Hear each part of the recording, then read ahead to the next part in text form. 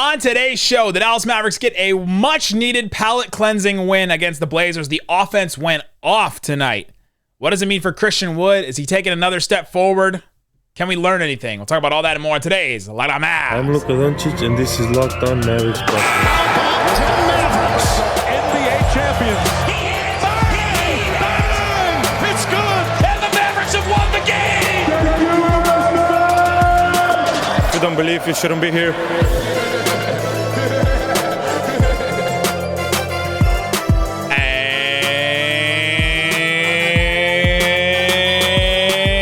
Welcome. You are locked on to the Dallas Mavericks. My name is Nick Angstadt, media member and NBA channel manager of the Locked On Podcast Network. Letting it ride. I'm letting it ride for that one guy in the Lexus garage that walked by and was like, let it ride. I'm letting it ride for you. Thanks for making Locked On Mavs your first listen each and every day, and every post-game Locked On Mavs is free and available on all podcast platforms, including YouTube. But the best way you can help us grow the show is to comment anything below. Let me know, what's one thing you liked about the game? What's one reason the Mavericks won the game? Today's episode is brought to you by BetOnline. BetOnline needs to cover the season with more props, odds, and lines than ever before. BetOnline, where the game starts. And joining me, as always, my co-host, writer, contributor at Mavs.com, the winning wonder, the one more thing king. What you got for me, Isaac Harris? We got like the whole experience tonight. What a fun win. Oh, a Luka monster dunk. Luka and Christian Wood, beautiful. The duo, killing it. Jaden Hardy minutes. Let's go. JaVale McGee minutes. It checks all the boxes of a good Mavs win, and then also just a fun Mavs game. And so we're gonna relish in it, right? I said the other day after the solo post game, I was like, you gotta enjoy these wins. If we're gonna like feel so bad about these losses, you gotta enjoy the wins too, right? You gotta take some of these wins, and you look at a win like this against the Blazers, 130 to 110. The Blazers defense, I felt like just fell apart from the minute the second quarter started. It just completely the dam broke, and it just like the water went everywhere basically. And the Mavericks just could not stop after that. Well, it's more that it was fun. It was fun to watch this game tonight. It's been, it's not just, obviously we watch every Mavs game and all of that. And a lot of you guys watch every Mavs game, and it hasn't been always fun this year. I was just listening to Zach Lowe on his pod today with Bobby Marks and earlier, and he was like, yeah, it's just, we've heard it called a chore, or it's just work. He's like, it's just not fun to watch the Mavs play ball. Explain yourself. Sorry.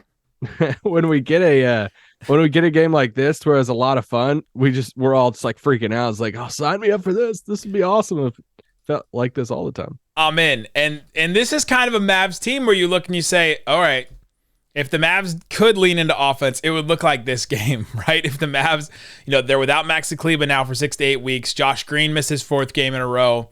Dwight Powell exited this game, and we're not sure when he's not going to play on Saturday probably, but we're not sure when we're going to see him next.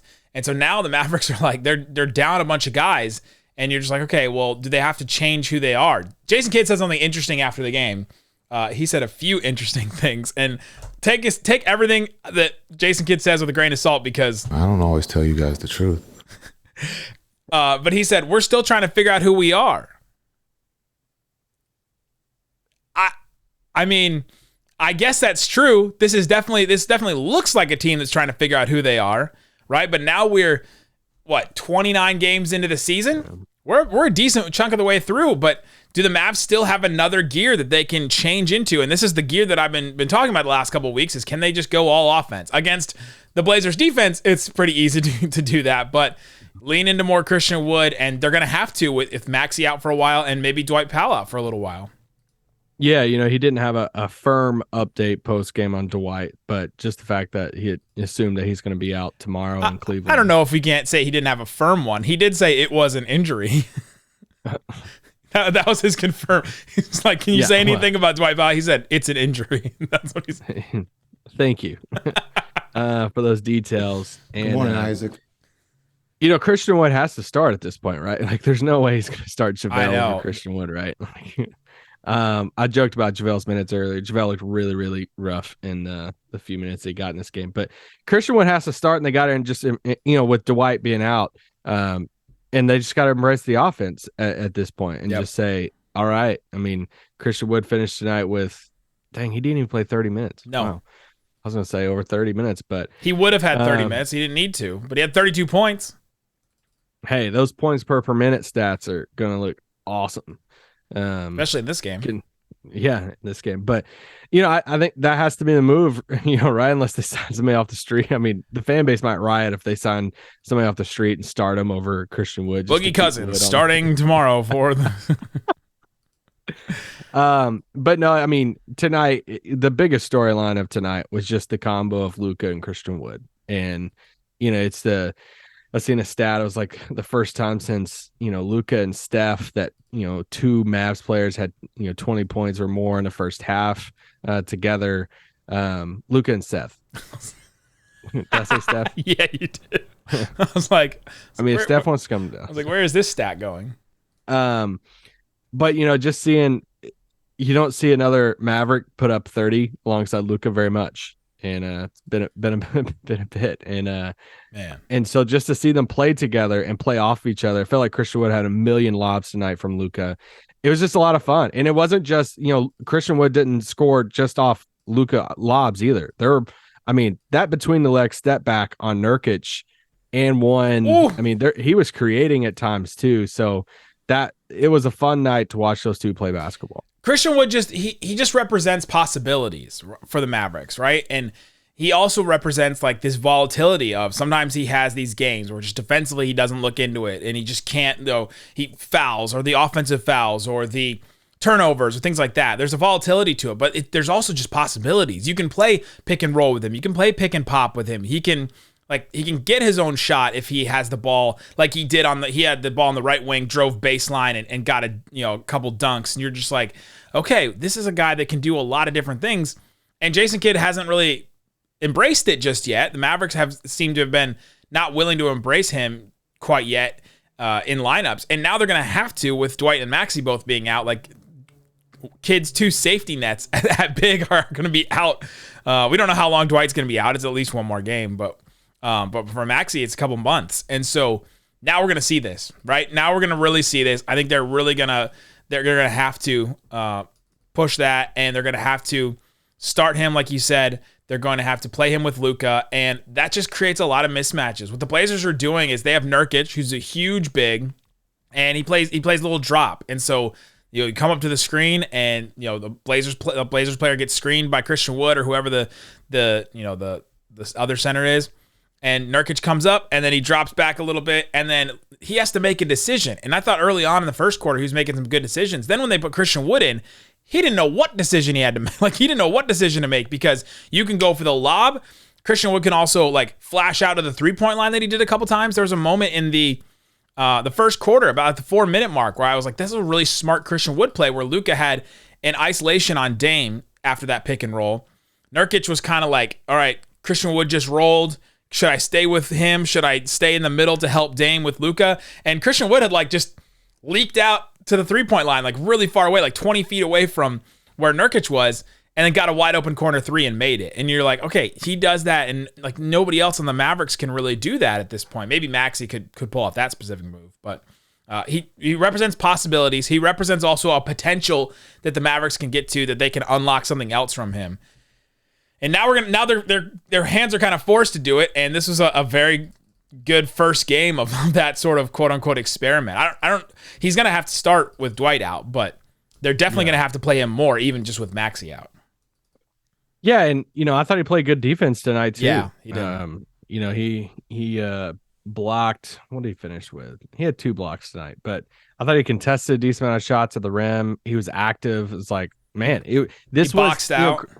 This was Christian Wood's best game of the season. For sure. And this is part of the Christian Wood experience that, you clip or you share this highlight, and it's some games like this from Detroit and the Rockets days. And you're like, all right, that's peak Christian Wood. Why is this guy not an all-star?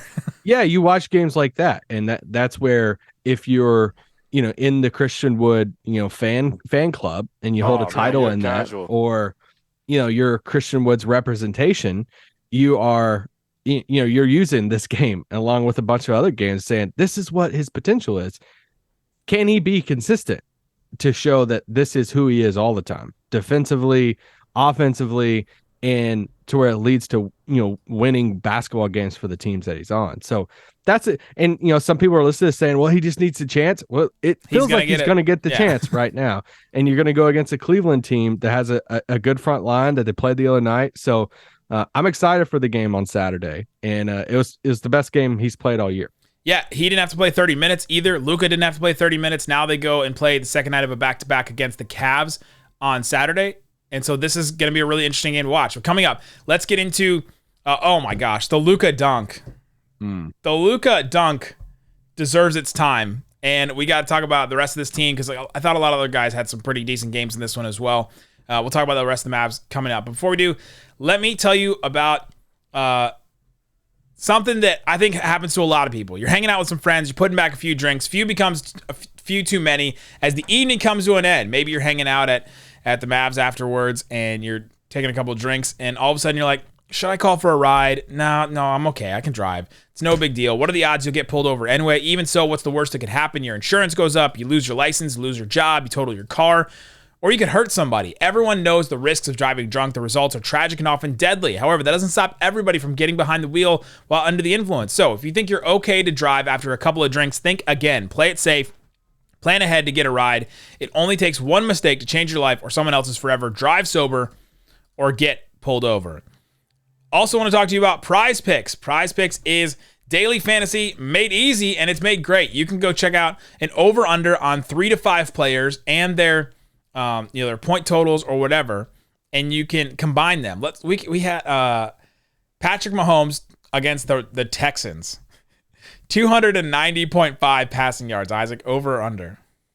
Under 290. Okay, you might. I think they're on rush. Say he may not need that many to beat them. Jalen Hurts against Chicago, 230.5 passing yards. Over. Dak Prescott, 246.5 against the Jaguars. Over on that. Put down $20, you can win 40. Put down $100, you can win 225. Just like that. You can also win up to 25 times on different entries and things like that. Use the promo code LOCKDOWN. You get an instant deposit match up to $100. PrizePicks.com. All right, Isaac Harris. Let's keep talking about this game. Luka Doncic, I thought, it's one of those smiley Luka games, right? Where there are different types of Luka games. This was a smiley Luka game where everything seemed to be coming easy for the Mavs, and he had his mismatches, and he just always knew he could go to, all right, I can mismatch against Dame. I can mismatch against Simons. I can mismatch against Nurkic, and I just have an automatic good shot that I'm going to get to at least every single time down the court, and he made 5 out of his 9 threes. He only took 9, but he made 5 of them, which just makes every Luka game so easy. And then, the cherry on top was the dunk. And you know what no one's talking about with that dunk? What no one's talking about is it's one of the best look-off passes I've ever seen. I went back and watched that look-off pass so many times. So he's got the ball, because when you watch it in full motion, I'm like, how did he not walk? Like, when you originally watched the play from like the broadcast angle, you're saying, how did he not walk? Because you see the movement of his arm, and then he keeps on and dribble into the basket and then dunk. I'm like, all right, how did he like move while he was dribbling and move his arms like he faked the pass? Because it got the defender really, really bad. He had the ball in his left hand, and he's dribbling, and he looks to his left and uses his right arm that's like not touching the ball and extends it with his right arm with his like body, but he's still dribbling with his left. Absolutely incredible. Like, you just never see that, right? Like, you see a look-off pass, and it's like, just a no-look pass, or somebody fakes a pass, something like it takes, 1 or 2 steps and does a layup or something like that. But that look-off pass was absolutely incredible. I don't know if I've seen anything like that. And that's what, got the defender to go out to the 3-point line to open up the paint. And obviously, the dunk was incredible. Eubanks, I'm sorry. Nobody really knew you in the first place. We definitely don't know you now. Oh, Drew, don't want a Eubanks. Oh my gosh. It was worth. Shut it down! And then his face afterwards. Luka's I turned over to the guy next to me, and Luka, when he did the face, it was like he puts the hands on top of his head. He does the Kevin from Home Alone, like mouth wide open, like I can't believe what I like, the disbelief face. And I was like, that's such a face that Dirk would make, right? Like if Dirk had like a really good dunk, like I felt like Dirk would have made a face like that. And it was just beautiful. Luka Doncic, Luka Doncic, Luka Doncic. Luka Doncic, Luka Doncic. Luka Doncic. Oh, it was stupendous, that dunk. After the game, we posted this on our YouTube shorts, so you can go check out the clip. But Luka was asked about it, and he said, I'm used to it by now. Like, I've got a couple of these dunks. Like, I'm used to it. I have the best bounce on the team. He said, I was telling Christian Wood I have the best bounce on the team. And then Christian Wood was asked about it, and he was like, nah, not even close. That Christian Wood thinks he has more bounce than Luka. But he said, I'll take it. I'll take it, though. How far is Luka down that list? With most bounce? Oh, my gosh. You'd have to start. Man. I'd start with Josh, Christian Wood. Josh, Christian Wood. JaVale he still gets Dwight. Dwight for sure. Dorian. Dorian can get out. Bullock maybe has worse.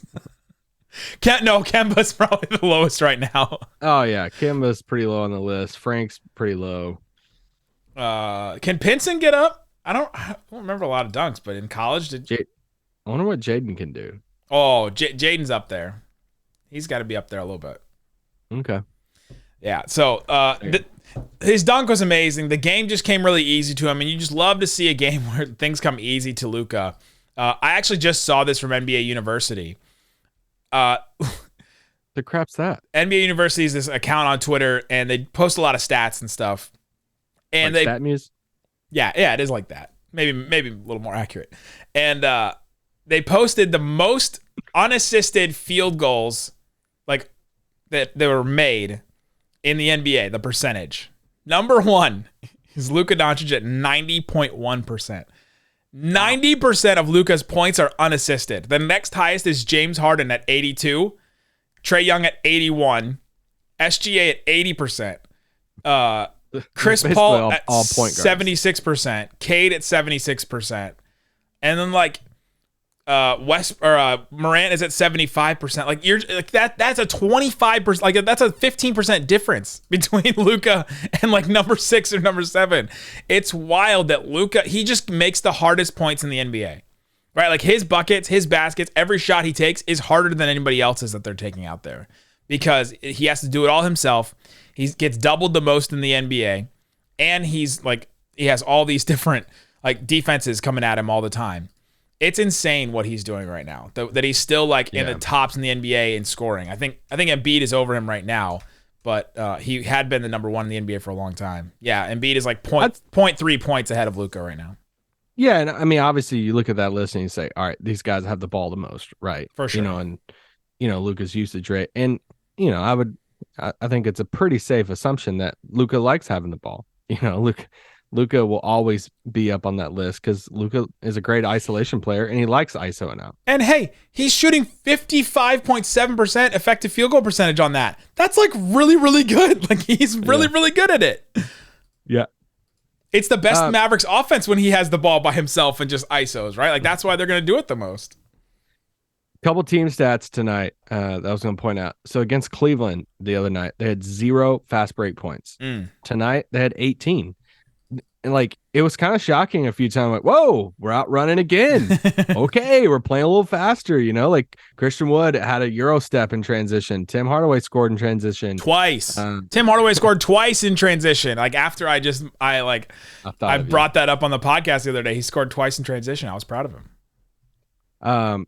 Yeah, just that difference in this game. I thought they got out a little bit more. And the stat, that was more eye test than me going to look at it and like, all right, it feels like they scored a little bit more in transition this game. And looking at it and be like, wow, they had 18 compared to 0 the other night. They lost the rebounding battle tonight. Just wanted to point that out. 40-42. Blazers also had 10 offensive rebounds, and the Mavs only had 3. Of course, when you're shooting like 55%, you don't get many offensive rebounds. Yeah, so Mavs won by 20 and lost the rebounding battle. You will do that until you die.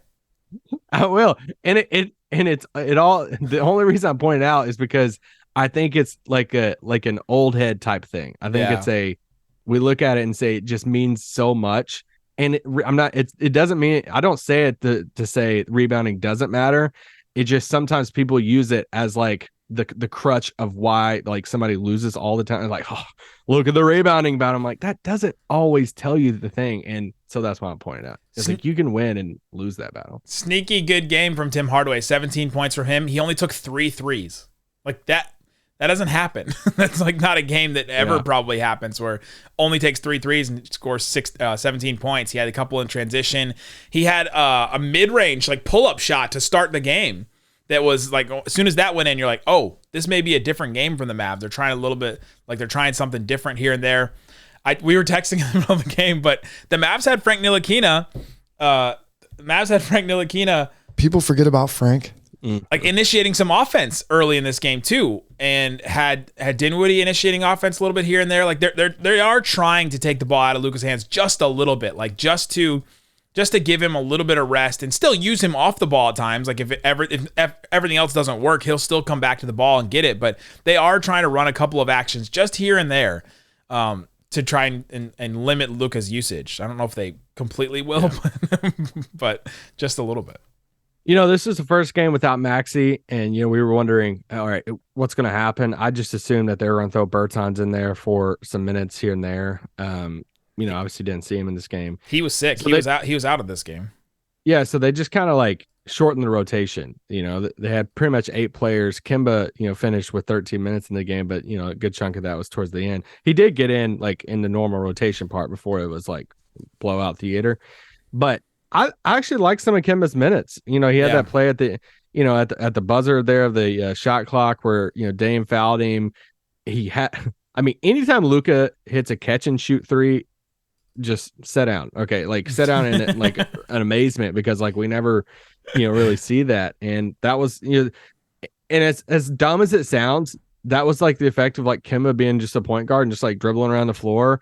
And it's like, all right, I'm gonna find a open guy. And it's like, wow, another guy who can dribble. It really did stand out though. You mentioned like the and one, and when he got that right off at the buzzer, that play stood out too. It's like, oh, who gets can get to the rim like that, get their own rebound real quick, and then like put a shot up that fast. His shot just comes off so fast, like faster than probably any other Maverick right now. And they need that. They need just that little burst every once in a while. Yeah, he played about 5 minutes with Luka at the end of the second quarter, and they held their own there and had a good little run at that point. And something I'm watching going forward now is, do they switch up a lot? I think there's a possibility. Do they switch up and say, all right, if we're down Maxi, and let's say Dwight's out, and he is going to be out, looks like, and Josh is out. It's like your only option at this point is probably starting Christian Wood, and then your whole bench unit's just going to be small, right? Like you're looking at Reggie, you're looking at Frank and Kemba off the bench. Like these are your Jaden Hardy time. So let's go party. What about that finish tonight at the rim? That first bucket he had? He's gotten so much better finishing around the rim. And that's something that we'd pointed out in our pre-draft stuff, was that he was pretty good at finishing around the rim at certain times. He just couldn't get there. And then tonight, he's had some good finishes. So I'm wondering if, as a result of the guys being out, and assuming there's no trade or like roster change or something like that, that they just go off all offense, go smaller, and get out and transition a little bit more. I wonder if that's like kind of the adjustment they made. Well, if they don't play JaVale, they have to go smaller. They have literally no other options because all their bigs are out unless Davis comes back from illness. Yeah. Josh Green, you mentioned, by the way, he is going to go on the road trip. So he is going to go to Cleveland on that road trip, and then Minnesota. It's Cleveland after that, Minnesota, 2 games in a row on Monday and Wednesday, and then Rockets on Friday. That's their road trip, and then there's the Christmas Day game. So they're away until Christmas. What are the odds that Luka goes out in Minneapolis on the day between those games? He's like, it's too cold. What is the temperature right now? But yeah, It's I'm 26 right now in Minneapolis. I'm curious to see what adjustments they make over the next, these next few games. What's the day between it? Tuesday, the 20th? High of 7, low of -2. What an off day. What an off day in Minneapolis right there. We're getting some Luka tweets from the hotel. Sorry, that's Fahrenheit temperature. So take Slovenians are like yelling at us right now. You don't know how cold it gets in Slovenia. And it will be in Celsius here. I'll do it for them. -14 is the high. -19 is the low Celsius. There you go. Look at that. I just did that for all the Slovenian listeners. Anyone else stand out to you in this game? We got Frank minutes. I know I mentioned it earlier, but people forget about Frank. We did. I thought we had some good Frank minutes. He hit 2 threes early on. I thought they needed his something off the dribble, left-hand layup. I was like, he had that layup off the dribble. You could tell they asked him like, "Hey, we got to get you to initiate some offense. You can't just dribble up the court and then not do anything and pass out. Like you got to be at least a threat off the dribble if you're going to be out there and be a guard." Yeah. Yeah, I thought he had some good moments. And then, we joked a little bit ago about Jaden Hardy, but he only played those last 6-7 minutes of the game. But he had a couple finishes at the rim that were really impressive. And, if they have to go small, we could see a little bit more of him in the game. And I liked what I mentioned earlier, but I liked what I saw from Kemba in those minutes too. So it'll be, we'll see what happens in Cleveland and see if they can bounce back. I think they'll be a little bit, motivated to, kind of get revenge for the other night. And as we know, Cleveland, big Slovenian population. Right. So Luka's going to be about this and kind of bummed that, it's not bummed for the Mavs because they're flying there and stuff tonight. But as far as it not being like an early tip, it'd be really cool if that was like a 3 p.m. or something. But it's always fun just seeing all the Slovenians come out in Cleveland and, support Luka and all of that. I don't always tell you guys the truth. That's an incredible drop from Jason Kidd tonight, because just a reminder that for all of you guys who scream at us in other meetings, like, why don't you ask Jason Kidd this and ask him that? And it's like, guys, we all know that he lies to it. Like, we all know that coaches lie, and there's nothing you can do about that. Players lie too. Like, there's just nothing you could do about it. Twitter isn't the coach. I don't always tell you guys the truth. Maybe Twitter is the coach. Yeah, that's where he's getting all the lineup stuff. Good morning, Isaac. It was a bad morning. I don't always tell you guys the truth. It was a bad. Nick, that's a good question. It wasn't. Always tell you guys the truth. It wasn't a good question. I have to apologize that you felt that he should have played more. I don't always tell you guys the truth. I'm about to come smash the soundboard against your Vader poster. This is a positive world.